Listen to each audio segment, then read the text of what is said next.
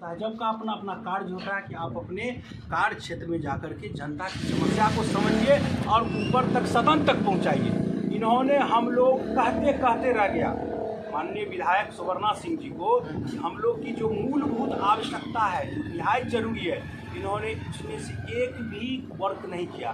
महादलित टोला एक है यहाँ मल्लिका बस्ती है, उसको पूरे साल पानी में इतना पानी में हेल करके जाना पड़ता है। एक बच्ची डूब गई। हम लोगों ने प्रखंड मुख्यालय पर आंदोलन किया, धरना दिया, किसी तरह की कोई सुनवाई नहीं हुई। अभी तक उसे सहायता नहीं मिला, अभी तक कोई सी तरह का मदद है। आप अभी चलिए उसका परिदृश्य मैं आपको दिखाता हूँ कि किस तरह से वो लोग करीब 25, 30, 40 घर की आबादी है, वो लोग कैसे उस रास्ते से जाते हैं। दोनों तरफ 30-30 फीट गड्ढा, इन्होंने एक भी काम नहीं किया। ये बोराम जाने वाली सड़क 5 किलोमीटर की सड़क है, लोग पाँव पैदल जाती है। सड़क की ये दुर्दशा है।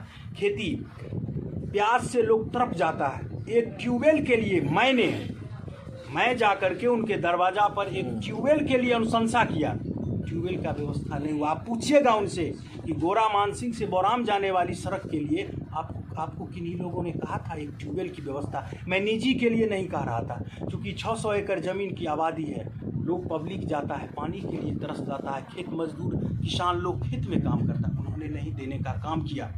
रही बात वोट की, आपने एक चीज़ जात की बात पूछते हैं, खास करके गोरा मानसिंह में इस गांव की जात की मैं व्यवस्था बताता हूँ। हम लोगों की कुल देवी भगवती है माँ मनसा, उसमें एक विषहरी पूजा होती है। मेरे गांव में सभी समुदाय के लोग उस भगवती स्थान में, हिंदू को छोड़िए मुसलमान समुदाय के लोग बैठ करके उस भगवती स्थान में खाता है। इसीलिए इससे बड़ी जाति की उदाहरण यहाँ जाति जमात है ही नहीं, कभी नहीं होता है।